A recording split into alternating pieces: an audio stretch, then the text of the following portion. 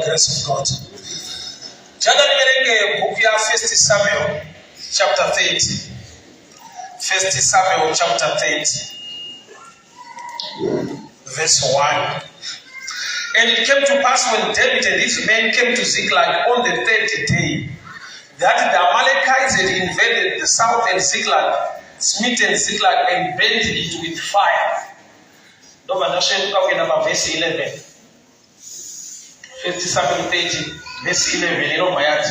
They found an Egyptian in the field, and they brought him to David and gave him bread, and he did eat, and they gave him water, and they gave me a piece of cake, a cluster of raisins. When he had eaten, his spirit came again to him, for he had not eaten bread or drank any water for 3 days and 3 nights.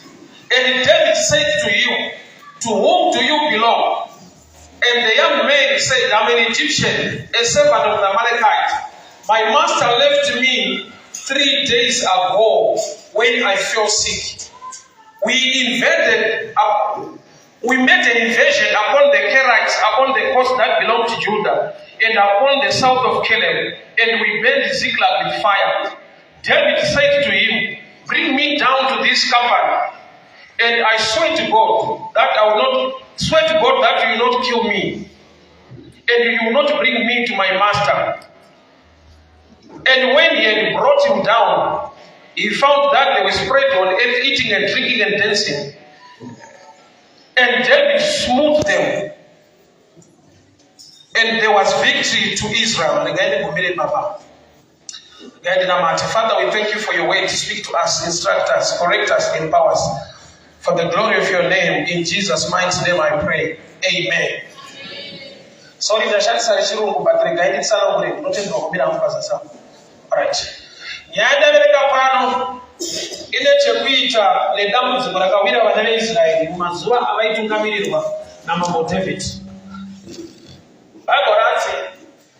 After 3 days, after 3 days, Chifuyo, Lana, Matimai, Lapam, the little Amalekite name now. So David Wakana Matamana inquired from the Lord, Mariba Kamuti Temera, Mukunda, of scripture to pursue, surely you will recover all.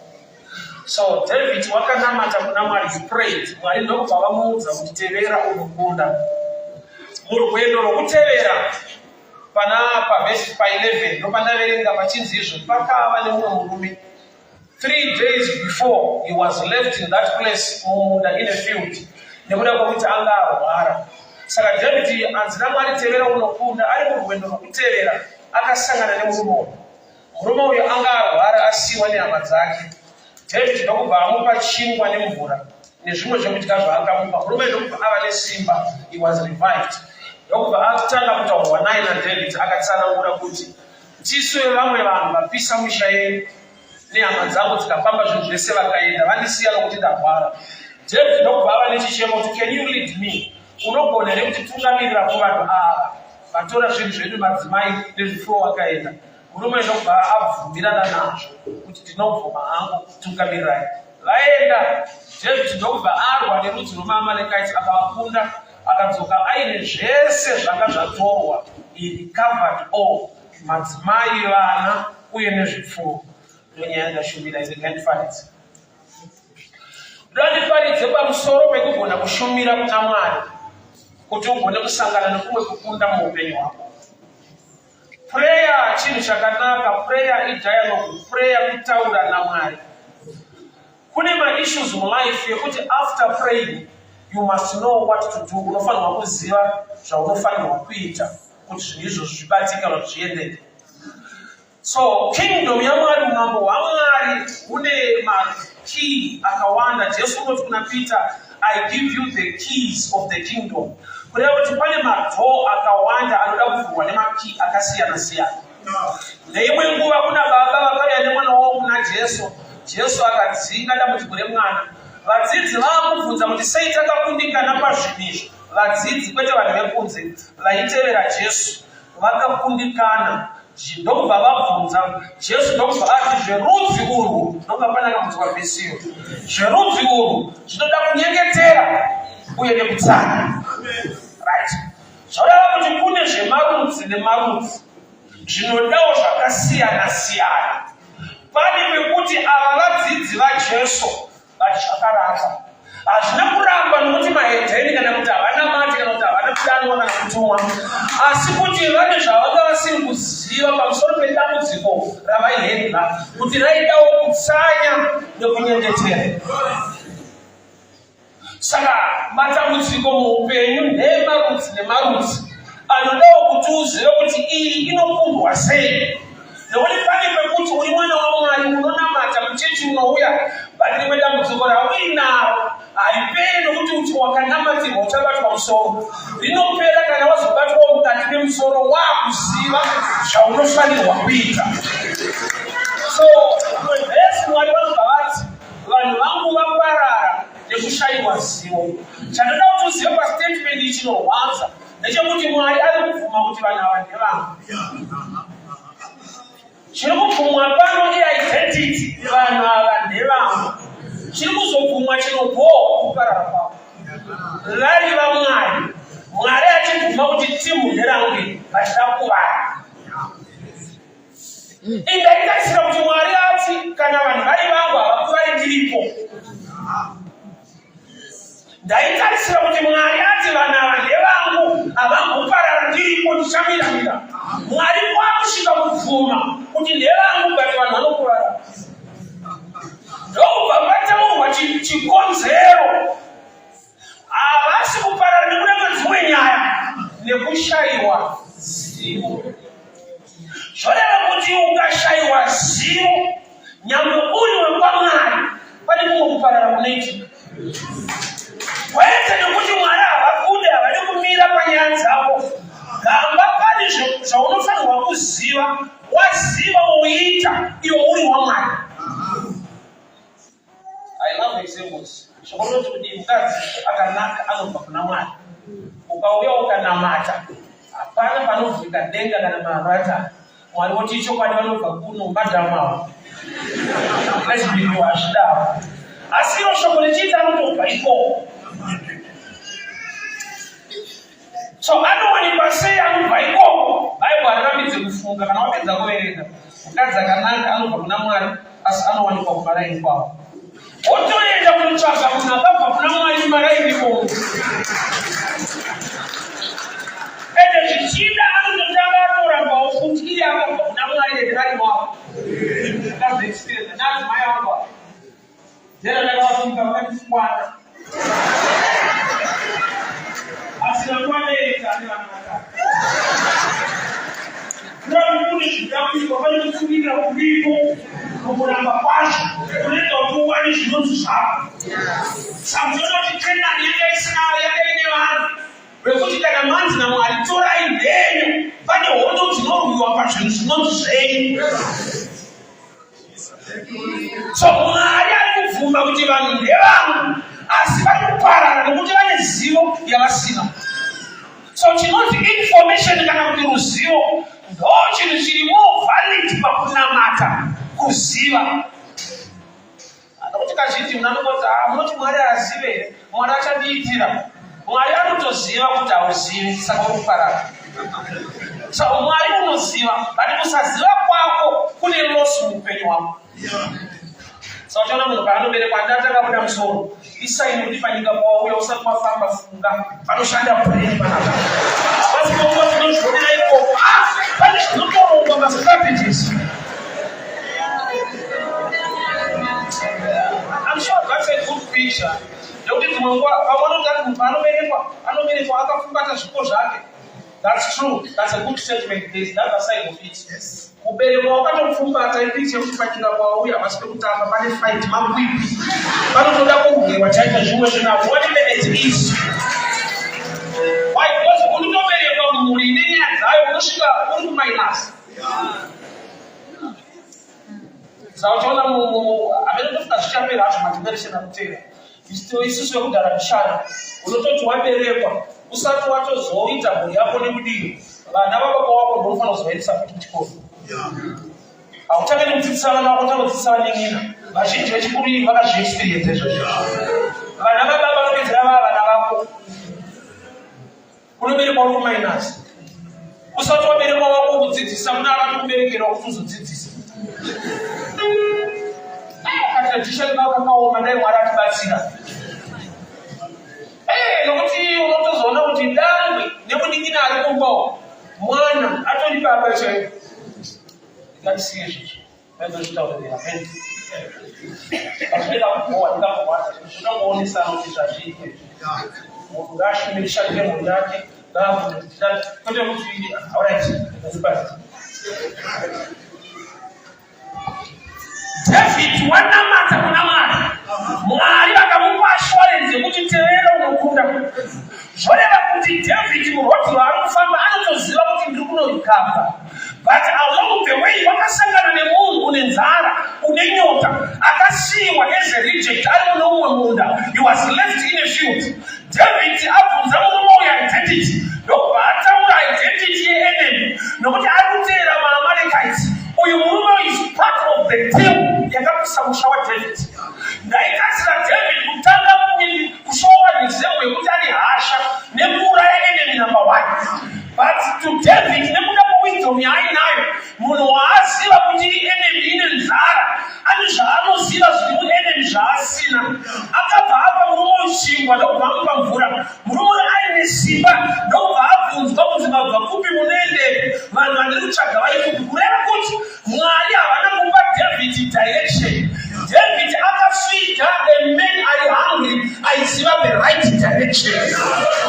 Zvoreva kuti paanopa munhu ichingwa nemvura ari kufidha rwendo rwake, haasi kufidha murume uyu. Nokuti murume uyu ukamusiya achifa, iwewe ukanzi naMwari enda unokunda hausi kukuziva. Zvoreva kuti paari kufidha murume uyu ari kugadzirisa upenyu hwake kwete hwemurume uyu.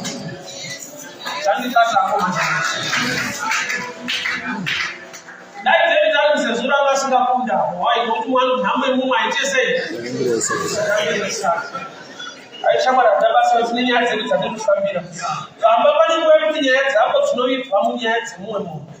Zvekuti paunoadresa dambudziko reumwe munhu uri kuadresa destiny yako, uri kuadresa direction yelife yako. Ukarega murume uyu achifa David nangwe Mwari vakutitevera unokunda, pane chimwe Mwari chavasina kukupa direction. Vangokupa assurance. You will recover. But if you are not your movie, your character on the ground. Start a new one, and answer. I know in 2 ways. Jano be tira. There's no fun of to eat. Ubata Shaka will be busy. Promised land in ground in Jimba Aroka Kenan. Upina Kenan, I see guarantee you to know Buddha. Ushikawa Kenan. Nokuti chakaropa fadzwa ivhu, munhu anobenefita paivhu, munhu asina usimbe. Akati kune imwe blessing yekuti ukava simbe, unenge wakakomborerwa kuti pasina chinooneka muupenyu. Nokuti kupinda Kenani haisi guarantee yekuguta, munoguta kana maakurima Kenani. Asana kunzwa statement dzinotaura pamusoro, English inotidetsera.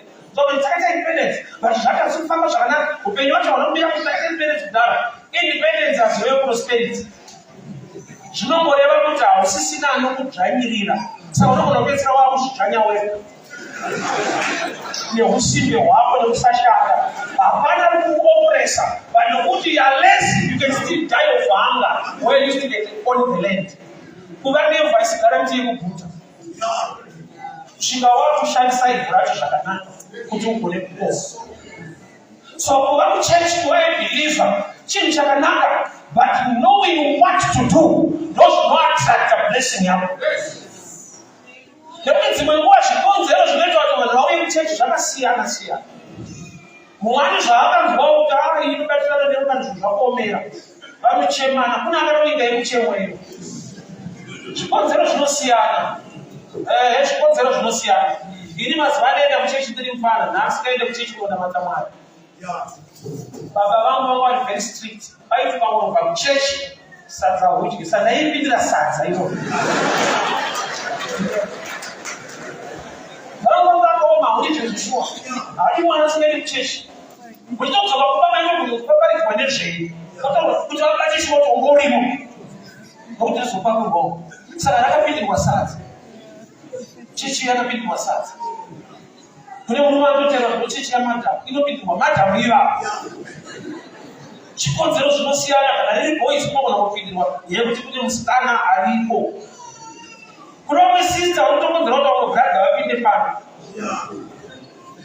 ngatisiye zvikonzero hatiporofite bhazarimo ane munhu wake kwete jesu wake munhu wake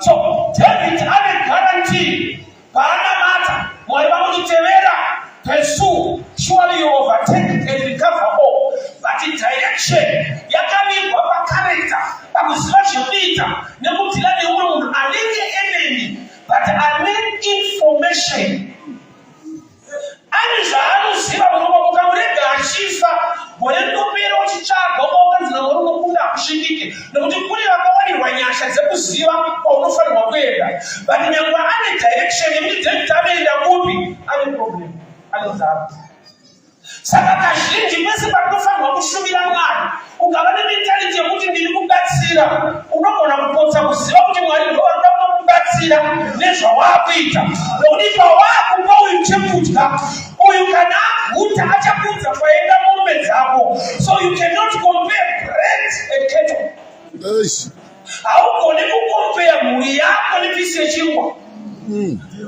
uyu wakakopiwa pisi yechingwa ndobva ataura kwaenda vana vaDavid zvona kuti David unofanirwa kuzvifarira zvekupa murume wepisi yechingwa nokuti haisi losi hakusi kuruza kuti murume uyu adyazi awane chekudya wai nokuti akadya mhuri yakudaiwana akadya mombe dzakudaiwana so kune dzimwe mombe dzevanhu dzisiri kubatira mupureya dzakaikwa mugiving ivovo mukupa mukushumira but ukava nepfungwa yekuti ndiri kubatsira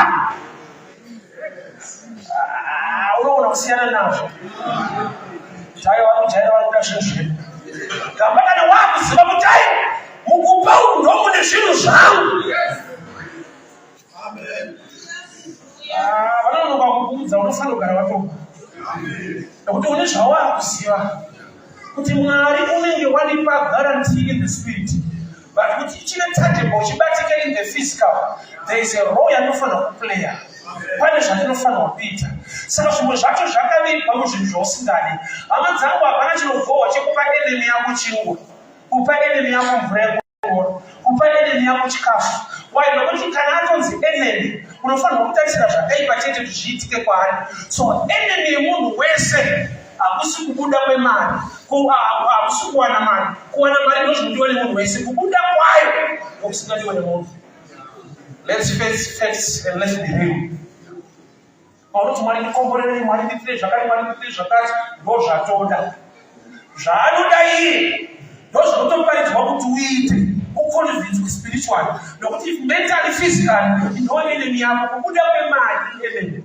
kupinda kwayo ndo zvatoda so David paanoshumira murume achimupa mvura achimupa chingwa munhu yachinzi enemy ipi chemutendiwa nhasi kuti chinhu chaunoona seenemy dai wagona kudyara nokushumira pachii ndomune direction yezvinhu zvako but dzimwe nguva maonero anosiyana mukadzi weSamaria kuti kuna Jesu takamirira Mesaya akauya achatudza chokwadi akumbirwa mvura naMesaya aramba but audza Mesaya kuti takamirira so unonyima zvawakamirira nekuda kwekuti hauzive kana zvauya nokuti Jesu paauya patsima ari kukumbira mvura panyimwa haana kunwa mvura ende haana kuti mukadzi uende unonyima akati dai waiziva takati kusaziva ndo number one issue yekuti munhu aite sekunge anonyima hakuna munhu anonyima kunyima ipicha yekushayiwa knowledge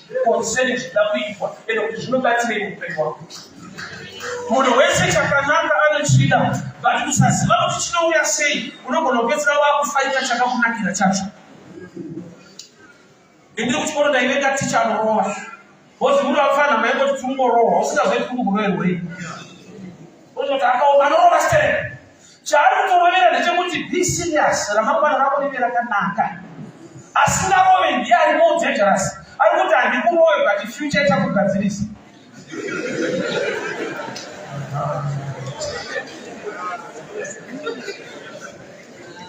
Pawaifana kurohwa uri one neshamu wakaramba kana wakurohwa nefuture unoisa mukadzi wako uza mukadzi wedofo vana vedofo hama dvedofo unongoti pamahwati unoisa vanhu vakawanda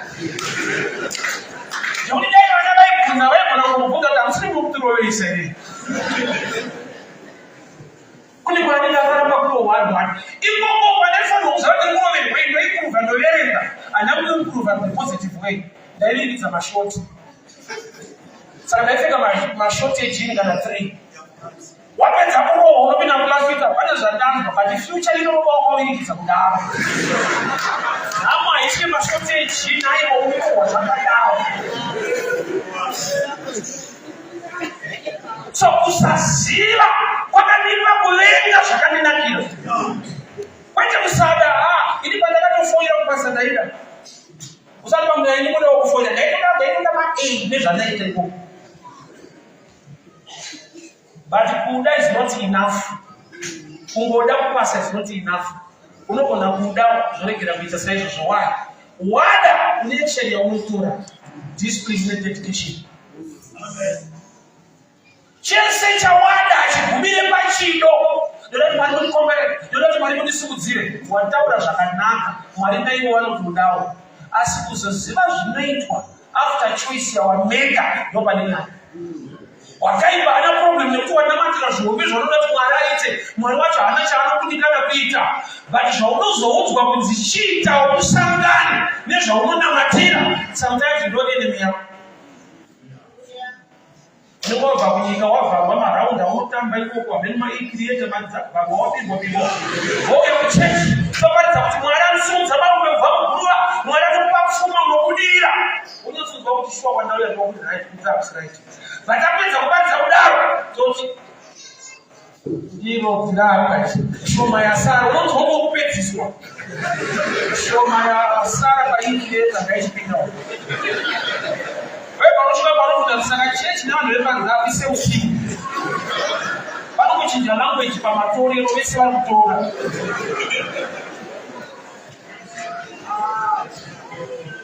ini ndaingobvunza kuti nhau yekupa ine chekuita nevanhu vanazvo ndizodiscover kuti haisi nyaya yevanhu vane zvichidzi vanoti vanazvo inyaya yevanhu vanoziva kuti zvinoitirwe knowledge nokey kwete kuwanda kwacho why because haana paakati mwari mukandipa mwana ndosiya pano pachechi penina handina kana mwana hwani waakasiya pachechi ende haana basa nechechi yacho asi anopinda ipapo haana napenina vaipinda semuchechi pachechi paitone need paine dambudziko penina haane nechechiyo anoda kupinda ipapo haana ndiye akati mwari mukandipa mwana ndosiya pano ari kuda hwani ari kumubira imba yamwari ane 5 haana basa neimba yamwari so hakusi kuwanda kwazvo unopusha munhu kuita kuziva kuri mumunhu kuti nyangwe nepazvishoma paainapo anoziva kuti ndinofanirwa kuitira mwari chii chakabota mwoyo wahana kuti agone kuitira mwari pachechi muzvishoma zvake akaziva kuti ini napenina ndipa kurume 1 ende zvinoita kuti ini ndirambwe ndidziwe zviripo nokuti handibereki but chakaita kuti ndirambe ndichidiwa ini ndisiri kubereka maini vachibereka inyaya yekuti handisi kudirwa ability yangu mwari angoniwanira nyasha kuti ndingodiwa nyangwe ndinoita ndine zvinoita kuti ndambuki saka paari kuti mwari mukandipa mwana ndosiya pano ari kuti haasi mwana agara achindichengetera imba yacho ndimi saka kana ini uchindichengetera imba henyu imba ndigone kuifuratira nokuti makatarisa utera hwangu kusabereka kwangu but hamuna kukonzera divorce ndikaramba ndichidiwa zvakadaro saka kana mwari muri makaita kuti ndidiwe nenyuwo ndinokudai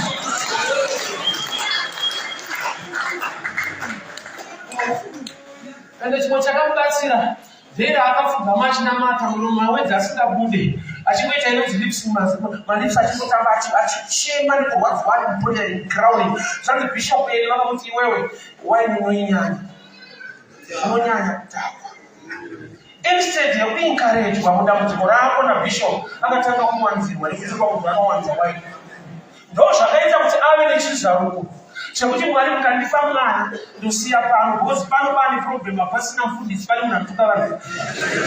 Anofanirwa kundifundisa nokundikurudzira amunotichinyirawo. Saka Mwari mukandipa mwana ndaona replacement yaBishop.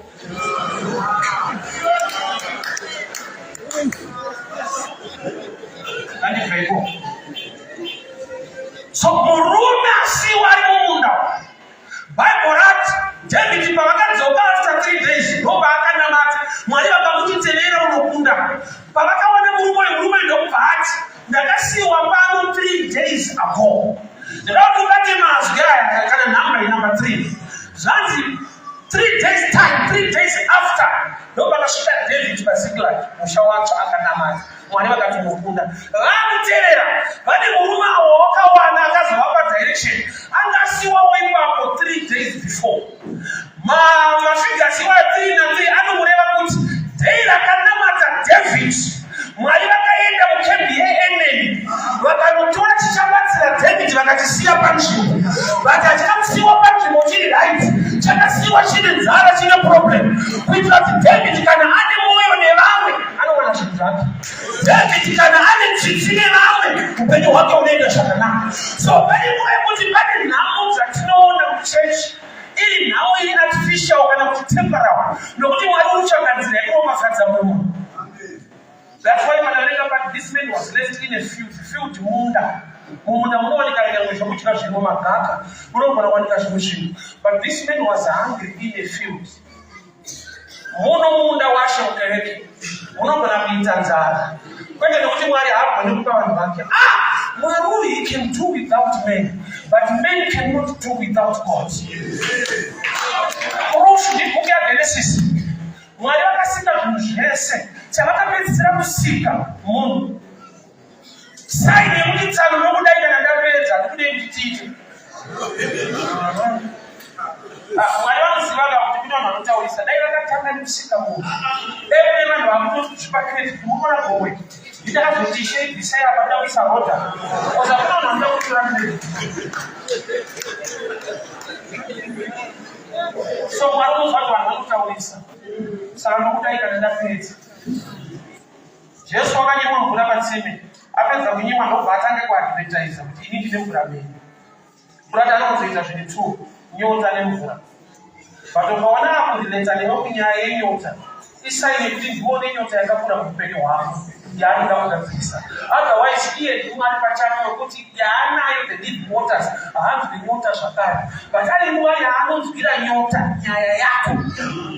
Vanoita sekuti nyota yake. Pane nguva yekuti muprofita Elijah waigara kuBaba achipiwa chingwa nemakunguo uye achipiwa nyama.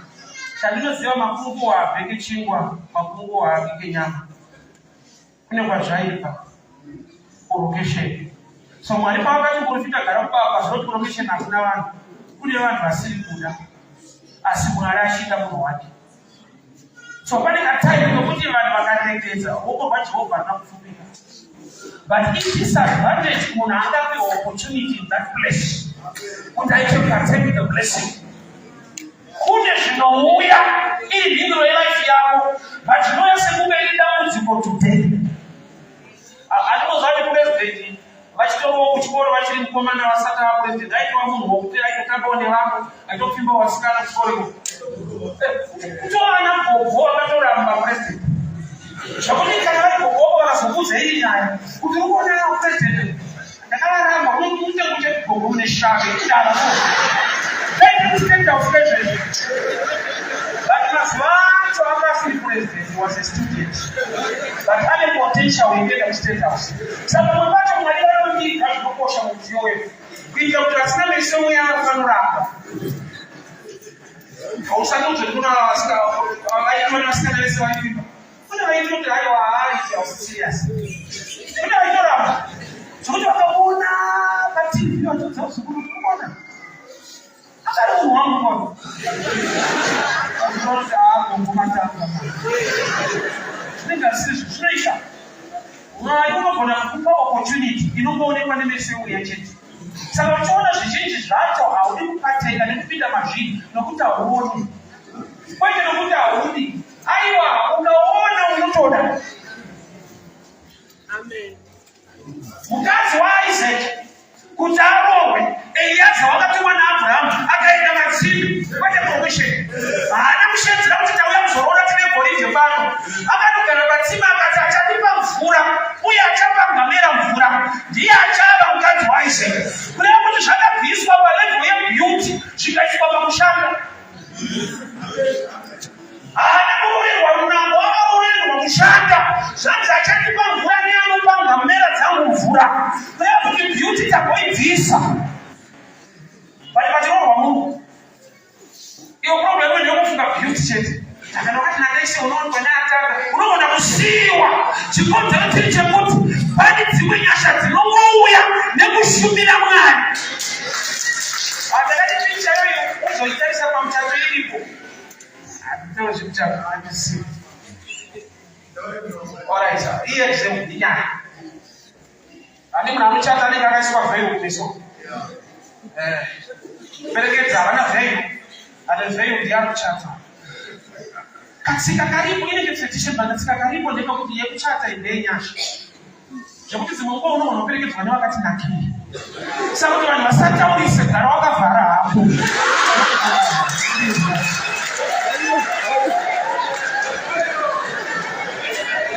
Because kana wakabvisa vheyo, vanhu vanenge vachitombera kuti vanhu vanoperekedza hapo vanhu vakasiyira.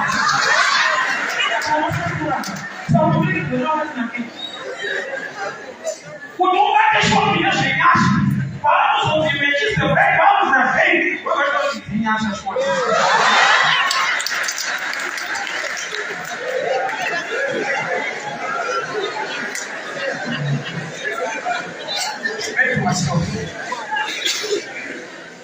So, Eliezer angoti achapa ngamera dzangu mvura. Zviri easy kumbirwa mvura nemunhu wopa mvura, but kupa 10 camels, it's a big deal. Kune zvimwe zviri easy, unongoya kuti weimba nevamwe wotamba, but there's another level that attracts a person more than to attend a church. Kuenda mutsime kunochera mvura kunoitwa navasikana vese vokumusha, ndosaka akanogarira mutsime. Yaiva open door for anyone. But hasi anyone ane magatsi ekuti kana amba munhu mvura obva ati ndakupa ngamera 10. Kune zvinowanikwa nekuenda extra mile in the things of God. Saka Bible richiti deep calleth unto deep. Kune zvinowanikwa nekuenda chimwe chinhambo. Bvunza Ruth vhangeri raakaparidzirwa naOpa rakafanana. Dzokerai kumadzibaba enyu mumakwenyu munororwa ikoko. Iye ndobva ataiwa ndinoenda neni. Taseparata Ruth naOpa. Mumwe kunzwa kuda kuti amai handikusiye ndinofamba tese. But mwana yazoandira pati vasire kuyepa. Nokutirara padzira kuti handikone kuberekerai murume anomuroorai. Ende uchiudzwa nemunhu achembera unezvona ndojekini message. Asi kuti vanzira. But mumwe pameseji inodzora mwegumba, mumwe akapinopfurira mberi. Ane zvimwe zvaanoona nezvaakatwa nezvaakuziva. Faith comes by hearing and hearing by the word of God. Chii chaakatwa? Akatwa kuti paIsraeri haisi nyaya yekuti unongororwa nemwana aberekwa namwene wako chete. Kune tsika yenhaka iriko. Saka uyu kana akatadza kundiberekera, but handishaiti dzimbo iripo futi rakaberekwa kudhara. Saka unoona kuti asvika iko akanororwa naBhoazi. Bhoazi haasi mwana waRuth. Bhoazi ndewe ukama naibereka. Zvava kuti ane information yaanga inayo. Kuti ukangonororwa neHana akangofa kune tsinga yenhaka, chibamini hachizoshaika. So chakamupusha kuenda information kwete kuti zvataurwa haana kunzwa. Akanzwa zviri dhipa kudarika zvataurwa. Uzakura unopedzisira wakunzwa zvisina kutaurwa kana pataurwa chinhu. I'll give you an example. Kana wakura pane pekuti pakataurwa chinhu chisina kutaurwa ndochataurwa. Ndongosha kutaira kucheka kushambeni kuitwa magadheni. Saka taimira kusenzesa kugoera rakapika imomo. Boys rora kuside ndomoto mafuta ro. Right? Tita lamu rara vaibva vauya woti zvamuri. Wogozodya nyama. Zvazvinoreva usatya nyama. Zvarehwa zvamurimi wogozodya. Ukanzwa zvavataura kuti ukapanda peusiku kuti zvatirisu. Tanzitozodya. Zvona kuti akura bedzi ndiye anozwa kuti aiwa zvisina kutaurwa ndozvavari kutaura. Inabva vadzi vari kuti musadye nyama. But vanozvitaura sei? Vanoti zvamurimi wogozodya. Munakura ndiani muzonzwa kuti panorambidzwa Mungu. Asi paita nepakubvumirwa Mungu. Pasoro munhu wakumbira nemunhu obva ati Mwari ave newe. Aufari hautaisivi. Unoziva pari kutukwa Mungu. Asi hakuti ndamutuka anoti Mwari ave newe. Ndezvawanoita izvi Mwari ave newe. Iwe unobva uziva zvokurehwa kuti Mwari ngaasiyane newe. Saka usingazvifarira. Iside immaturity. Izisere mweya inzeve dzemweya. So murume akasiwa paronda. He is a dying man. Asiwa in the field 3 days ago. So 3 days dzaakasiwa. Though 3 days David dzaakanamata Mwari vakakudzwa. Kurati Mwari unogona kuisa munhu panzvimbo. Mwari unogona kuisa inenge burden panzvimbo. So that when you partake the blessing, nekushumira nekushandira zviripo, unosangana nezviri missing life mako. Ndaifungidza, alright, Matthew 6 verse 6 inoti iyo kana maakunyengetera pindai pakavanda muvhare dhopo. Mwari anoona zvamunoita uchakuropafadzai. Kwete anonzwa, anoona. Kana une Bible unokuvhura quick. Matthew 6 verse 6. When you pray, get into a closet, close the door. The God who sees, not who hears. Teaching them kutaura prayer. But zviri kunzi Mwari wacho manje anobva palevel yekunzwa otanga kuona chiri kutaura. Okupai mubayiro. So mubayiro hausi connected kumashoko. Uri connected mune zvaunoita. Zvinoda kuti uenda kunotidzivirira kuti unokunyeperwa. Nokuti dzimwe nguva unonyengetera straight ende hadzisi kuita. Inyaya yekuti hauna kurinzwa Mungu. Zvadakati paunonyengetera mukuru wacho anoita zvinhu. Nyangwe achidwa zvaunotaura anotarisa chiri kutaura. I love example. My example is kunyatsoda. Ukangofimba musikana uchifuda kuroora dabisa madhenda kuchata newe. Anogona kuramba. Iye kuroora kwacho achida kuchata achitoda. Chinoita kuti arambe ukazodzoka after 3 years unosvika akogwa ndi munhu. Atichana nemunhu. Zvomuita kunze kuti zvandayitaura wani. Anokuzati haana kuramba zvawaitaura, ndairamba chaitaura. Iwewe uchitaura nandichiona. Kuti akaunyura akakuroora atoda iri patsana avaita. Iwe uchitaura musikana ndingachiona. Saka harambe zvauri kutaura. Anoramba achikutaura.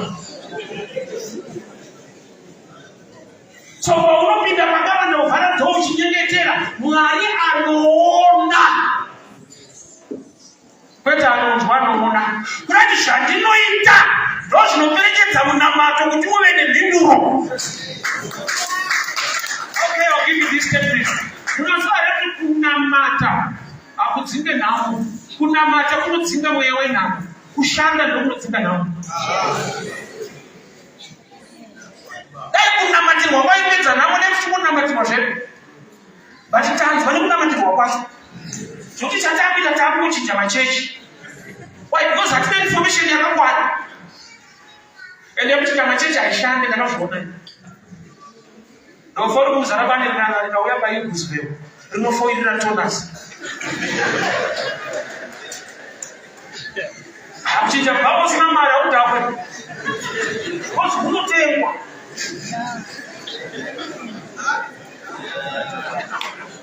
So kunamata kunodzinga mweya wenhamo, timonere nhamo. Asi kushanda ndokunobvisa nhamo yacho. Nokuti Mwari anoti ndicharopafadza kubata kwemaoko. Mapisarema 126 verse 5. Inoti vanodyara nemisodzi, those who plant in tears, not those who plant tears. Misodzi haisi guarantee yekuti Mwari vachakuitira zvinhu kwachema. So pane nguva yezvinhu zvikuchenedza nekurwadza. But kunobva answer hakusi pamisodzi. I'll give you an example. Munhu ari kutongwa mhosva yemhepi mukoti. Majistrate akati baba sungai mutauro kuti makarepa mwanawo. Ndarobva atanga kuchema chizvimera pasi. Majistrate ati vabereki mazviona aiwa mudhara achema aiwa ngaenda achema. Apa akaita nzitende kumba. Pandiwa evidence. Zvinonzi baba kana mapedza kuchema toda humo.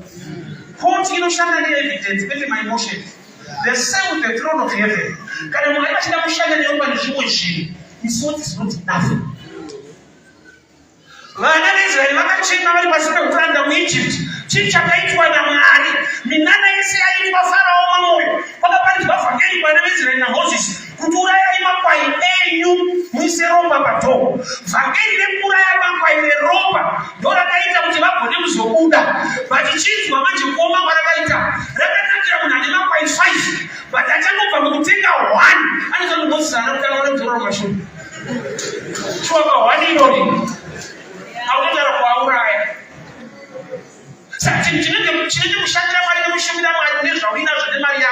Achitaurwa panguva yakanaka, zvinotaurwa panguva kuti zvinhu zvikunakire. God speaks a word to create a season. That time you have to never understand. Blessing yamari alikontrol nemamiriro ezvinhu. Inoflowa mari ngemamiriro emunhu ari muzvinhu zvacho. Mwari haasi kumirira kuti utange waona mayesu kuti akukomborera. Channel yeblessing yake iri more than basa paunoshanda. Inokontrola nekubata kwemaoko kwemunhu. Murume anonzi Noa paananzi akavaka areka, mvura yakazouya after apedza kuvaka. Zvoreva kuti Mwari havatumire mvura usati wapedza kuvaka. Saka akane Caleb nekuti musi uchanaya mvura neuku haasi Mwari. Noa kuti anopedza rini kuvaka ake. Zvokuti akaregera kuvaka ichanaya. Akaita 2 weeks inonaya after 2 weeks.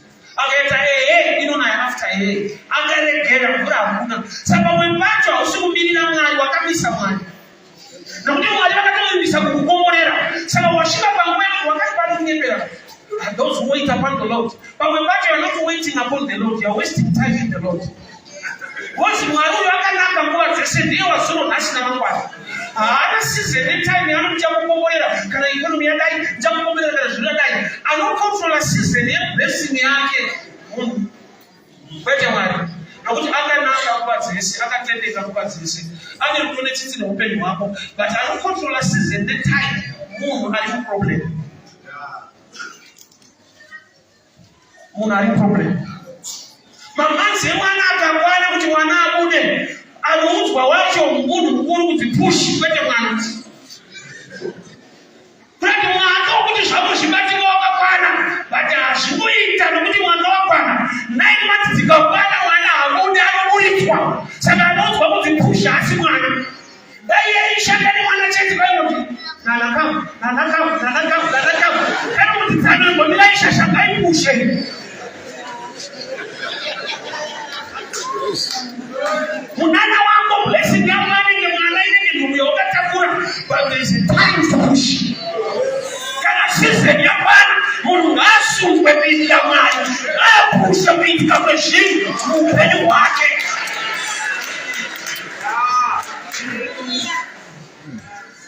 Kune zvinhu zvakanaka zvokuti wakaipa akakuvhara meso zvinotoda futi kuti zviparidzwe.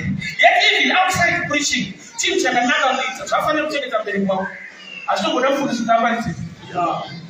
Wega munhu ane dzakakwana akarerwa akaziva kutambudzika kunetseka kuvabereki vake, anofanira kuona iri bhedhe kutekekei kuvabereki vake. Pasina kana aparidza, hazvitongoda chechi kana conference chengetai vabereki. In common sense.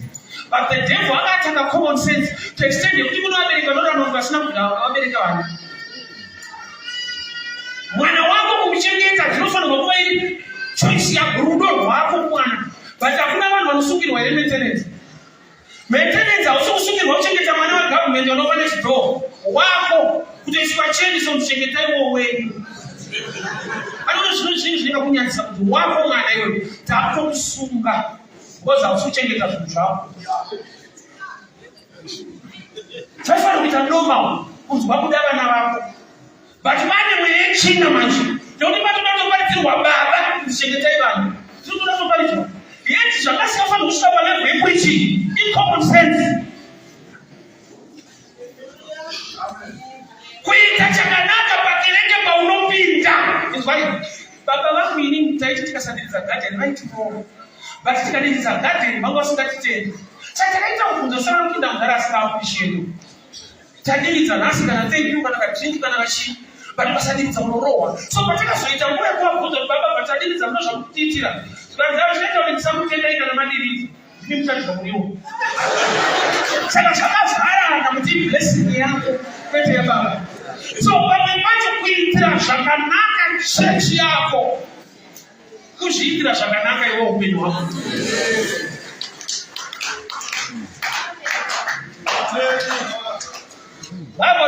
Mwana ndakasiya zvese titengomani ndinotiboda zvakaipa zvese ndakasiya but hazvi kukomborerwa. Haukomborerwa nekuti wakasiya zvakaipa. Chitori chikomborero kuti wakawanirwa nyasha dzekugona kusiya. Nokuti ukaba hakuna ngirozi inosungwa. kunosungwa iwewe. Saka shoko rikakusaka ukakoterera wapinda, itori blessing pachayo kuti hauchasungwa nokuti uteerera shoko raMwari. Saka uri kumwe kukomborerwa, nokuti kutokomborerwa kuti hausi kuenda kujeri nokuti haube wakati shoko raMwari. Ukamba usungwe mirozi.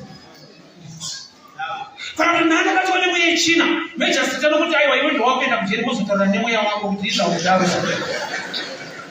Hakuna akati the work of the devil vakachenda kuma. Na Satani wako unozona matira mberi. There was a man along the path, a man who was hungry and thirsty. Ari mupati mu direction yekuti tamba bavana. So bali pamwe bekuti Mwari afunga kuomba kwanza vanhu nchimo. Vanoita sekunge paitenda kudziko rakuda kuti iwewe saIsraeri ugone kushumira pariri. Dambudziko kana rashumirwa Mwari hanyarari. Kana zvinodiwa naMwari makereke waita mukutendeka kwake hanyarari. Kune zvekuti waita izvozvo even usina kunamatira chimwe chinhu. Ameno kana pana anogona kuti witness kuti there are things kune zvinhu zvinoitwa naMwari muupenyu hwako zvasina kuti wanamatira. Zvawaishuvira zvawaifunga nekuimagina dai upenyu hwadai Mwari vakazviita usina kuenda kuprayera. Inyaya yekuti kune zvaunoita zvinonodenda Mwari kuti vaite zvinhu nokuti munhu havhite Mwari pakutendeka. The Shunammite woman haana kukumbira kuti munhu waMwari noda mwana. Paakati gore rinouya nenguva inochava nemwana, akati musanyembera muranda wenyu. Haana kuti aizivi, haana kuti thank you, akati musanyembera. But Bible noti gore rinouya nenguva yacho ndokubva ava nemwana. Kureva kuti action speaks louder than words. Nyangwe pamashoko akati musanyembera, chakaita kuti ave nemwana anga ashumira munhu waMwari Elisha. Zvoti kushumira kwako ivoice kudarika voice rako. Sasa Mungu unizika ndingasi prayerful say but it doesn't have zvichiendeka. Kile kuendeka kwezvina is prayer based. To know what to do.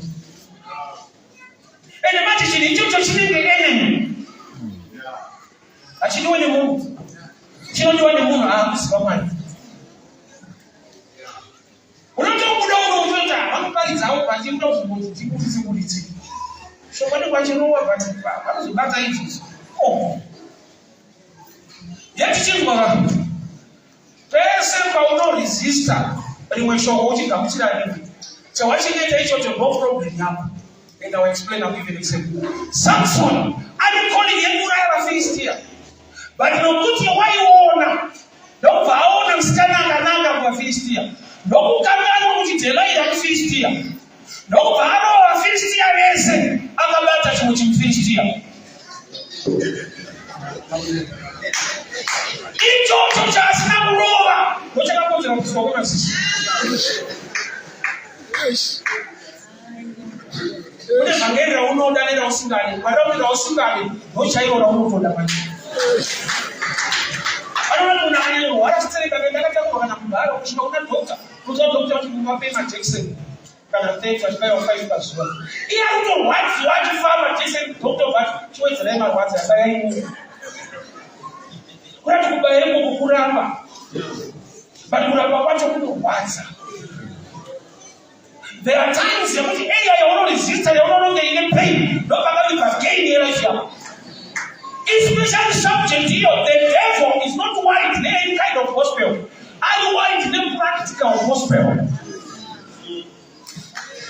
Why? Because unoziva kuti ukaita zvinotaura Mwari, Mwari hanyarari. But ukataura kuna Mwari anogona kunyarara. But ukaita zvinotaura Mwari angashuvirira shoko rake. Hatingafanani zvatingaita, asi takafanana kuti tine zvatinofanirwa kuita. Maringe kuwana, maringe mashandiro nemararamiro, hatingaite zvakafanana, asi takangofanana kuti tine zvatinofanirwa kuita. At your level, indakarerwa kuzara chanabereki vangu. Vainoudza kuti kunoshandwa. Unoshandwa, saka bereki wako vanoona kuti chiri maprojects akati iwe hauna mari yawakuleta ushande, but Mwari anonamata zvichida nemari yako nemwoyo wako uye nesimba rako. Simba unaro kusaregera chechi chino haya caretaker pauritoripo. Saka taishanda pachechi. Ndokushumira kwandaita Mwari ziya rangu pakereke. Parisapozi kuitwa mari kuti pane munhu akuzorozeka ngokuzoita miti. Chechi daiti mariyo ndini mari yacho. Simba racho riripo. Mwari unotokudawo hatina mari. Ndichamushumbira nesimba rangu. So hakuna munhu ane excuse nekuti handiite because akazodai. At your level, you have a role to play. And Mwari chaakanakira manje unonzvera mwoyo. Mwari chaakanakira haavereki amauzi, anovereka mwoyo wemunhu kuti une pfungwa yakanaka iri pamusoro pezvakuita mumba yaMwari. Chinhu chawakanamatira wakachema kuti Mwari itai chiri hanging in spirit. Why? Because chinopfuura chinhu ichocho kuti chibatike muupenyu hwako ruoko rwako. Ndokunga tese tinomboona kana takamboona wrestling. Wrestling kana muchirwiwa kuti madoubles. Une right yekuti muwangu apinde, but une zvaunofanirwa kuita muroho pamwe. Unoswedera kune mumwe wako, obva akurohwa. Right. Uko uita sei kuri kurohwa. Kuti kurohwa kupere, unorohwa newako. Saka wako haarwadzi. Nokuti unoziva kuti karori kandiita kandazorora. So ukaziva shoko raMwari kurwadza kwaro kuona kuzorora kwako. Matthew 11:28. Unaifaniri makaneta makaremerwa chakupa izororo. Ndakati ndo vhesi yakati kuchechi kuzari. Vanhu vanoda kuzorora. Vanhu vaneta. Saka problem yekuti takaverenga vhesi iyo tikagumira ipapo tikazara kuchechi. Dai pakazoverenga vhesi 29. 29 inoti kuti takurai joki rangu. Inauda kuzotura. Aiwa tikuvire pakutura, uchikopedza kutura wakuchinja chekutakura. Takurai joki rangu nokuti rakareruka. Kuti kureruka kwezvinhu zvapa muimba yaMwari kuziva zvekutakura. Kwete kutaura, kutakura.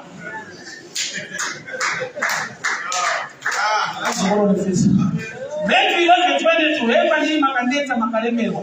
Tichakupa izororo. Saka unenge wauya nemutoro wako, waneta waremerwa. Wouya kuna Jesu, motura mopiwa zororo. Uchingoti zororei, takurai joki rangu nokuti rakareruka. But secret yekurerukirwa kuziva zvekutakura. Saka vhesi haidiwe, vanhu vanoda vhesi. Saka Bhaibheri rako rakashota. Kune mavhesi ausingafariri yekutakura-takura. Unoda yekutura-tura. Zvinotoda kukura pamweya kuziva kunaka nekururama kwaMwari uye kutendeka kwake. Hama dzangu, God is a rewarder to those that diligently seek him. Mwari uyu unobabaira kuvanhu unoshingaira kumutsvaka. Anotsvaka even kuti chaanoda kuti chiitwe paimba yake. If vanhu vakaregera, Mwari anogona kuita. But inenge yaaproblem kuvanhu. Ane Elijah vakati vachimba nenyama yekubako, vakazoti chibva iko kuenda kulokesheni. Kumba kwavakasvika kuna shirikadzi yaichema kuti fulawa nemafuta zvazvishoma. Zviri kupera nei ivo vari tuine mwana wange shirikadzi? Zvona kuti ndiye suspect wechingwa chaenda kubako. Zvinoshotanga make ndozvaitika kubako. Ufunge ukaregera. Sorry to say this. Mwari neimba yake nebasa rake haaregeri, akatendeka. Ruoko rwaJehovha runokupfumbika. Rega ndimbokupa imwe version yokuita kwaMwari uri beyond church. Mwari unogona kuita zvinhu muimba yake, kusimudzira kereke yake nevanhu vasingamunamati. One day ndaipfuura unonzi kuwadzana chibva kuonite. So ndaipfuura nepabhawa Bible Church, so maitengeswa huku vanochikocha kunoshopisa. Munhu ndobva andoona kuti pastor Zenith mubaridza kwaGogoto. Pastor wani una vhesi. China anoti varaidza mandinondo vasingadzidzi vanobaraidza chete. Zvaka anoti varaidza zvokunonoka kubasa, uchivarairwa naero. Wenda munhu uchidzidza uchibaridza uchivarairwa kana. That's why ndosaka vasinganamati vanovarairwa nini. Saka apedza kudaro ndokubata, angoti pastor isi machinda chinowa hwedu, apa ndi pastor wedu. Chamari munatengesa unga. Ndipire mufundisi wangu Chuma Broira, wabodwa umanya. Ndakaenda kumbonya zonda ndamari yesupport apete mutenge. Kune vanhu vakuti vasapota muchechi asatezi. Nokuti utenge ari dedicated pachinhu zvebaya Mwari.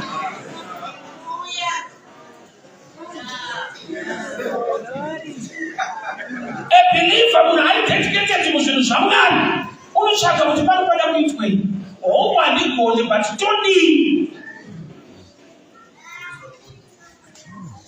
Kwenda kusapota uri kunzawo chitiederi kwedu kunoimbwa mwana wapfuwiri pakuda kutsvakawo kuti ndoitei imba yaJehovha.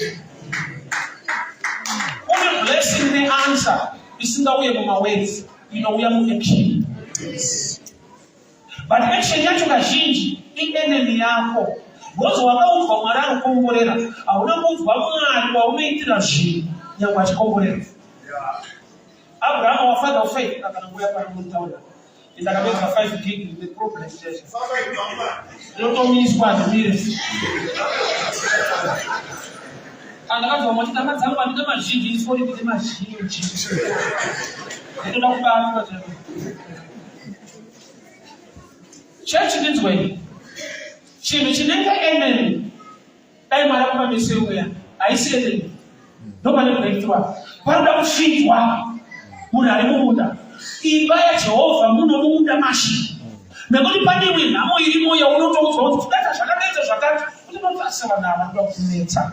Ende vanobvunza vanhu vari panze vasinganamate Mwari, vasingazivi Mwari waunamata, vanokupa advice. Instead yekuudza zvakanaka, vanokanzura blessing yako. Because havazivi Mwari waunamata. That's why Abraham asina kuudza adzimai vake chokwadi chekuti ndikugonocheka mwana. Sara yaanoda ndeyekuti muchava nemwana gore rinouya. Yaasingade ndeyekuti kana wani mwana wacho tipe tonocheka paguma. Dai Abraham akadaro aiudzwa mashoko chaiwo mashingo. Dzinda wakupika neche chinenge manzi ureba unoiziva here.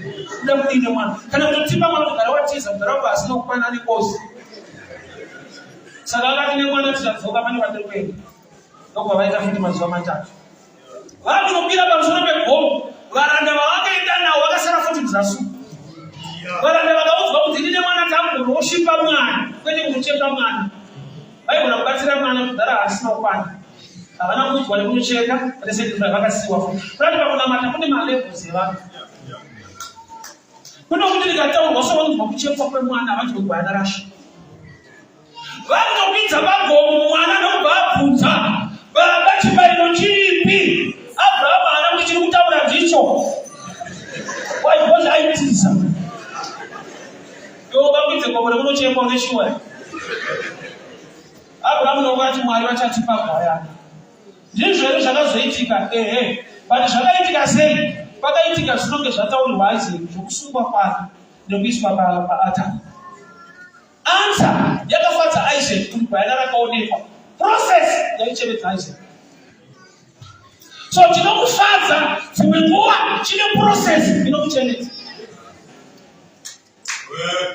Hakuna asikade upenyu hwakanaka, hakuna asikade promotion, asikade kuva manager kana kuva mukuru kubasa.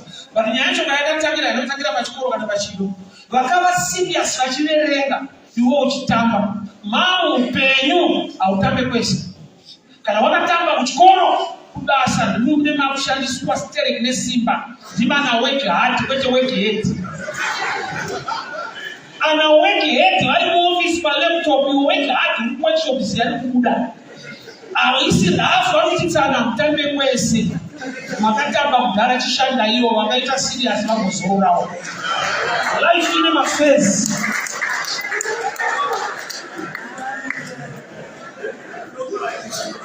Bible inoti time and chance are given to all. That's why Jesus akaberekwa ari mwana anakuya kudhara. Yaiva opportunity yevanhu vasingagoni kuita zvihombe kuti vamushumira kana nevapapa chavo. Vasingagoni kuzomupa bhiza rekuti asvatenda Jerusarema vamupawo iri pamwe. Yaiva opportunity kumunhu wese saka akatouya ari kachechi. Tengawo serevhita, wotengawo pamba, waita zvipo, tengawo prema. Vanozotengawo mota kuguru nevamwe. Saka opportunity yavo vaipodza. Paunozochema kuti Mwari ndirangarirei, you have missed the opportunity and time to partake the blessing. Kusungirirwa kwaIsaac kunopowa Isaac. Kuonekwa kwegwayana kunopa Isaac kunyemwerera nyama tambo dzirimo azvati tapona. Because pakazochidwa pakabviswa Isaac pakaiswa gwayana. Process yeblessing inorwadza, inovhaivhai wewe dedication yako nekuita, asi chinonzi blessing chinonakidza. Ukati haucheche unotiomesera, dzokera uone kunyika kuri wese kunodiwa ropa remwana wako kuti ukudirire. Uko manje akatanga kurayana naamani kunzo. Wouya kuna Jesu akatokusvira wotsika kuita zvinhu zvidiki. Kunzomba kuitwe zvidiki. Unotonzi uya urasirire mombe, iwo vantu vanoshaya muriwo. Iyo vanhu vanorasirira mbudzi sati vanoita nebriefing apa. Vanhu vanorasirira huku havana kunoita nenyama, vanoita nenhamo. But vakuziva kuti ndamuza hangu nyama nhamo ipere. Kunzombo kune zviriko kutarata mati apa wanombodira vasikana mati iro museche wakaita. Unoti havana mate because havana mate newe, havana mate mwari wako unamata. Vane manamatiro avo nezvimwari zvavo nezvavanoita. Ivo vanoita in private. Havana kana zvavanoita, havana mate patanotobudirira. Usaidi kukunamatwa usiku in private. Kune giving iriko yekuti ukatozoibva unotora kucheti kuti mhanya. Unotodiwa dhora, unotodiwa iri mombe chaiyo. Saka Jesu atiita mune jobu rangu rakareruka. Kozi kunzoko kune majobu anorema. My time is done. But there's a man in the future. Ane direction ye destiny upenyu wako. Vanhu vamutarisa nhasi is an enemy. But izwa haisi enemy yako nokuti wasiwa naMwari. Chese chine chekuita naMwari haisisiri enemy yablessing. Kana chikazvipresenta seenemy, enjoy kupateka blessing muenemy iyoyo nokuti mune zvakanaka zvakavigwapo. Church means when hatifanani zvatingaite, takafanana kuti tine zvatinofanirwa kuita. Mumwe nemumwe akabata kona yake, kereke yaJesu ichienda mberi. Mwari wacho mukutendeka kwake haakusiya vadako. Shamwari yangu endeka nayo 2006 nataka kupatika pale kwa akauti mwanzo kuwenya afamba pale zabari zale kana kurwara afanika. Ndokubauya akanibuza chakutenda sei I just did the dream. Ndoma pekera later nenda ngorota. Beware of good people who are not godly. So akaenda kuti counselor ndikatozodiscover kuti ana kuti counselor. Haisi counselor ngada counselor calling young the gift nation. The same person today akasema nena kusheka wako so asimwarane nawe mara kaoma. Umoto serious kabemba. Aona zvikuitwa naMwari, aiye andikuparidzire. Ropa fanze nenda ngemumba utaura kuti ndinayo, unotaura kuti vanayo. Takadai zvaro. Unotaura kuti wanenge nenhumbu, wanenge nenhumbu. Bari kwamukanyana kuti ayakazvibata. Komborerwa zvokuti haudi kutaura kuti ndakomborerwa. Ivo ngavataura kuti vakasimuka. Hausatwadzwa madende nari bharanzane mari yake. Kodera kwacho kuti bharanzi bati pamari yako vanobvuma kuti yapo. Bharanzane mari yake. Beware yevanhu vasingazive Mwari vada kukubvisa muprogram yaJehovha. Ndakaramba ndakamira ipapo ndikashumira Mwari.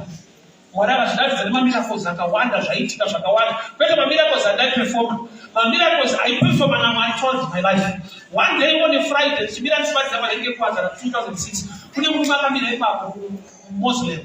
Anonzi Sheikh, pastor wechiMuslim. Ndapedza kubaridza akachedza paside. Aitoti kumhanya kumosque kuti pastor, I'm not a Christian, I don't believe in Jesus. One thing I've respected with you, waita dedication kuti uparidze kuvanhu kuti community. Ndokubva ndipa 300 US. Ufundisi wechiMuslim akati I don't believe in Jesus. God used him to bless my life. Kwete kuchechi havana bhodzi rakagara pasi, denga ndo rakagara pasi kusosotaitsama. From then Mwari kunoita muarea inopohwa inorwadza nekuti vamwe vako vanenge vachikunyarira vacho kuti nati vari kuita sei. Wesi pandakazoshinda ndikapinda mutreni ndikazoparidza ndikauya pana first kuti mwene wakadzana anomira munhu wachiparidzawo. Pese paunoita Mwari chaanoda kuti uite hautangi kuombererwa maoko. Kune vanhu vanotaura zviri negative. Ukangonzi muchechi kiri kuvaka kuna anokukwenya kwamara wakavaka une mushere kana muchiitiswa unogara muchechi uri kirozi ngakusiya mhuri dzichitangura kana chechi kwavamuzive kamwari wekutendeka kwake avamuzive mwari usatrust my jersey vanhu vasingazive mwari. So God gave me the courage. Ndikaramba ndiri mustudio tiparidza Mwari, ndiri mustudio tiparidza Mwari. 2014 somebody came in. Ndapedza kuparidza ndobva andibvunza kuti urikuenda sei pazvati ndaifamba netsoka kuenda kutauni. Unoita ndaona Mwari uina Mwari mutsoka inoyi. Pana akamboti kana une Mwari pane zvinoitika pamwe bati kana une Mwari kune zvichaitika. So ndapedza kuparidza akanzwa kuti zviri kufamba sei adaunda nekudzoka netsoka. Ndakatienda kupaka bhara ndozokutenda kubva. Zvanzayo handi ndikutengerai mota pakasiuza kuita. Parodi mota ndakatanga kudhiraivha akatemba pana tesi semunhu anofura akangomira 5 minutes akati warwashokora ndani handi masera panitemimuti hapana pandaimazvina kuti madenja driver yayo waitendera nekupi but Mwari ukaita zvaanoda kuti uite iye anobva ati zvisina kuita zvapinda mupfungwa dzako neimagination yako kana vamwe mako ndozvaakaronga kuita muupenyu wako. I was shocked because you never naruseka but what I think is to down. What are you going to think about Thomas? That was said about the book. I'm going to 3 mati. Now cast no one sons of Mania. But I want to get there was almost Makuna Sidam animal. That's what I did it. Was another paper. I have to chair anymore. Now I don't share my Mafugino. You don't know an animal spirit. Anakulitora type yangu litora mota Facebook. Nenda pale bigi yasho. Anyway, don't tell. Shikakumba ndafura gate ndakaliza mbero. Kusema unita kunyuka kwa ngoma leo. Unita pinga 2 minutes katamena mwana. Ngobazo fura gate wakati njini. Then mota ndeni tutakwenda kumusha. Hata problem ndio kiziko. Unita kunyuka. Unakumbuka momenta kunyuka. I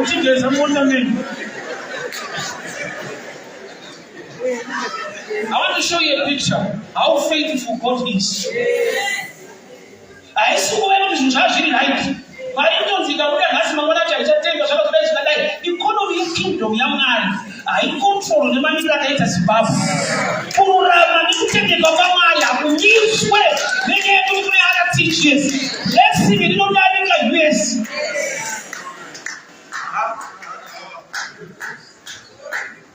Last year, somebody phoned me and I wanted to manage the Facebook. Why is it?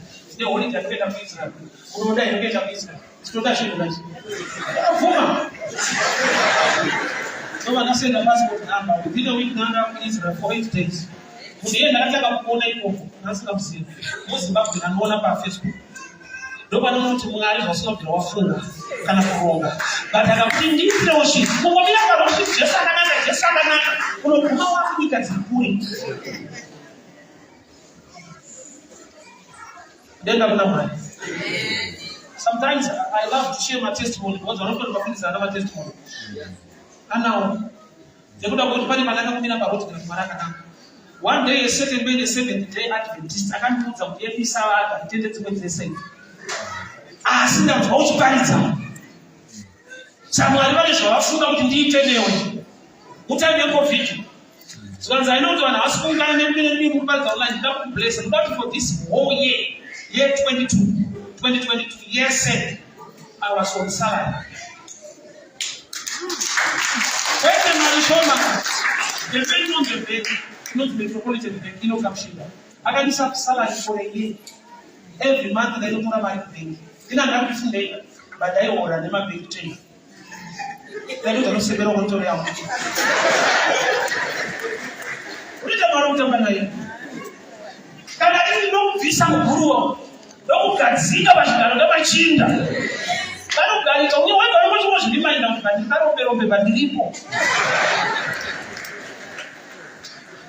But if Jada, Babu, Nanda, what just what I have, Panosho, Babu, Nasha, Peter, Another say it, it is the Torah wants.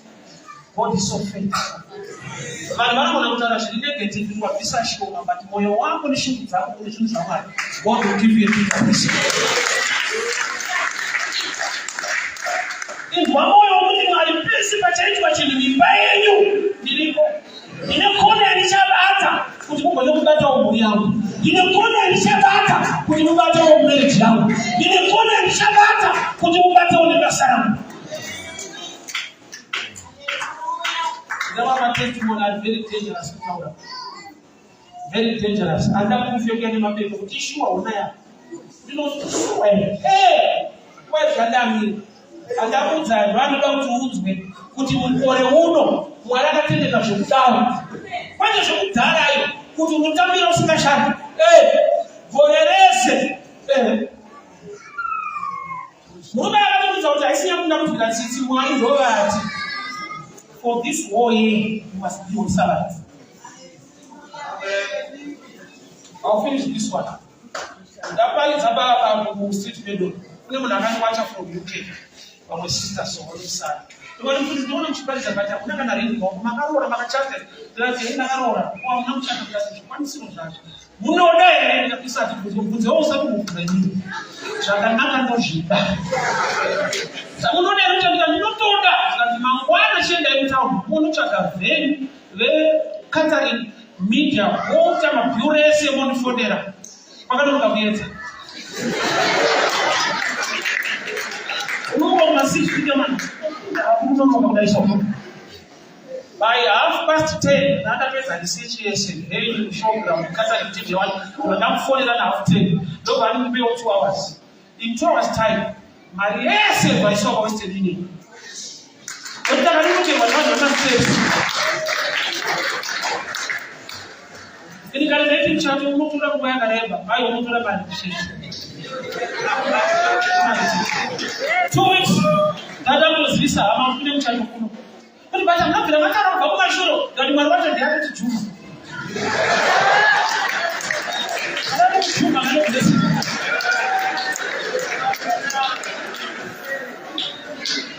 Also, look about the one who don't answer. This one, I'm someone of a cat. Go ahead, somebody that has to put you on Sunday. That is the over him 3-4 months behind the fact. What was the other group of the we didn't know about the from UK party of Chap. Which you pay, not alone in the Chap. Chap was better than that of therapy. I would never wrote out to go chat is the I never history of course. I don't know when I shut it with Shamis. That is that. That is that. Why the section? The Ramil of extra lesson. My country.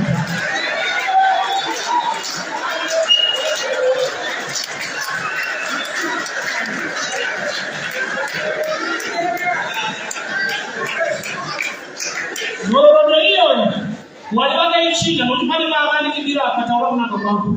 And it's really all the same but God can visit you. You can break a new ground. Not the Jimmy about Malata Jita. Camila in the Nazaraki. Roman Water, the Bata Power Wabata. Why took us over Suya? Why not children or Napoleon? But I'm going to keep the knowledge of my Pastor Diago. But I'm going to keep the Chat of my mouth and paper. I think they are shut down. Again, my father, we thank you for your thank you for speaking to us. Baba nataka kueleza wauza shamuri kuita na kuelewa upendo wako. Lokuti mwana suro nasi na mambo na msitanya zisema katendeka. Nataka kuama zangu. Matawa kwa tiliba. Mungu paano bata. Paano ta protect the blessings. The benefit. Yekeleke mwana. Ukisoma toro ili kumulizao. Kunya bano barama. Wasisa sile wote ile utano wao. Asibawacha kuita basa ulimwenwa. Ragara ya utano wao. Kuna washiriki walipopoza wanashukuru kesha itika. Sababu tuona tunaita wanataka kizazi kisi. Asinyasha zenu zinajenga sana yetu. Atashani. Mtauti jana kwa shefa. Kwa sababu pekee hilo. Msingi la Yesu Kristo wa Nazareti.